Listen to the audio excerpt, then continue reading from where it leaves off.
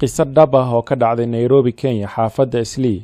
Saddex gabdhood oo Soomaali ah dadka xaafadan ay aad u aaminsan yihiin wadaadana u eg. Qiso ku dhacday saddexda gabdhood jalbaaba ayay xiran jireen.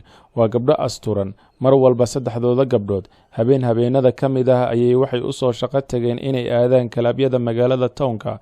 12 Street ayay imaadeen. Taxi ayay ka raaci rabeen. Waxay arkeen laba wiil oo taksiilayaal ah. Wiilasha waa Soomaali, laakiin mid baa Kenyaan u eg oo ah Soomaali Bantu. Waxay dhaheen waryaada kan baa Kenyaan ah ee gaarigiisa Nasaara. Wiilkii Soomaaliga ahaa ayay Kiswahili kula hadleen. Waxay dhaheen magaaladan rabnaa. Wiilkii wuxuu ahaa wiil go'aan ka gaaray gabar Soomaali ah inuu habeen magaalada u wadin lacag walba ay wataan.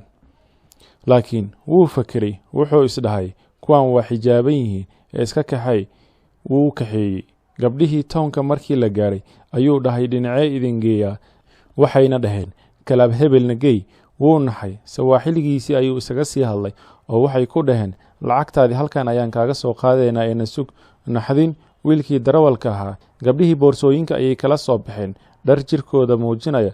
Kadib kalabyadii ayay galeen oo ka soo shaqaysteen. In yar kadib saddexdoodii gabdhood oo midda kale uu dhib sheeganayso ayay gaarigii soo koreen oo ay dhaheen warna kaxay Islii nagu celi. Mar haddii ay gaarigii soo koreen waxay bilaabeen sheeko saddexdoodii dhex marayso oo ay af Soomaali u bedesheen. Wiilkii gaariga la saaran inuu Soomaali yahay uma maleeyaan. Wuu iska dhageysanayaa iyaga oo ka sheekaysanaya midba ninkii ku soo aaday iyo lacagta ay ka soo qaateen. Xaqiiqatan ma aha wax laga sheekay karo waxan. Waxay ka sheekeeyeen mid walba midda kale dhacdadii ugu xumeyd iyo waxa ay meeshay kala soo kulmeen. Runtii ma aha wax afkeena soo qaba kara oo qof muslim ah oo ka sheekeyn karo. Xaqiiqatan wiilkii waa Soomaali, wuuna dhageysanayaa hadalkooda. Hal eray kama baxsanayo. Wuuna fahamsan yahay dadkan waxa ay meesha waadeen. Wuuna ka dhacay. Laakiin sida uu markii si hore u maleynayay way iska bedeshay arrintu. Gabdhihii markii uu 2 keenay ayuu ku yiri xagee idinka geeyaa 2. Xaqiiqatan waa arrin aad u naxdin badan. Gabdhuhu waxay u maleynayaan ninkan inuu yahay Kenyaan uusan Soomaaliga garanaynin. Aad ayay u naxeen. Way qaraacmeen. Runtiina waxa ku margaday hadalkii shock ayayna ka qaadeen af Soomaaliga oo wiilka ku hadlay. Markay ogaadeen wiilku inuu Soomaaliya maanta oo dhan ay Soomaali ku sheekaysanayeen, warkii ay ku sheekaysanayeenna uusan ahayn war haboon oo sina ku saabsanaa, waxay go'aansadeen inay gaariga iska tuuraan. Nasiib xumo gabdhihii gaarigii markay iska tuureen waxaa dardaray gaari weyn oo booyad ah oo ka dambeeyay. Inna lillahi wa inna ilayhi raaji'uun. Walaalayaal, meel naftu ay marayso iyo meel isku soo marayo ma taqaanid. Waxa ku haboon inaad mar walba Allahaaga ka baqdid oo aad dhowrsanaatid. Waxa ku haboon inaad mar walba qaatumadaada wanaajisid. Wiilkii asagii qudhiisii aad buu u naxay. Arrin lama filaan ah ayay markii hore ku aad. Waxa haddana dhacana waa amakaagii fajac.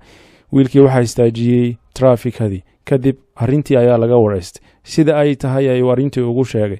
Kadib wiilkii wuxuu tagay masaajid caarif ah oo ku yaala 2. Wuxuuna u sheegay culimadii halkaa joogtay. Wuxuu u geeyay weliba culimadii alaabtii ay gaari u dhex tageen oo ahaa boorsadii lacagta uga buuxday.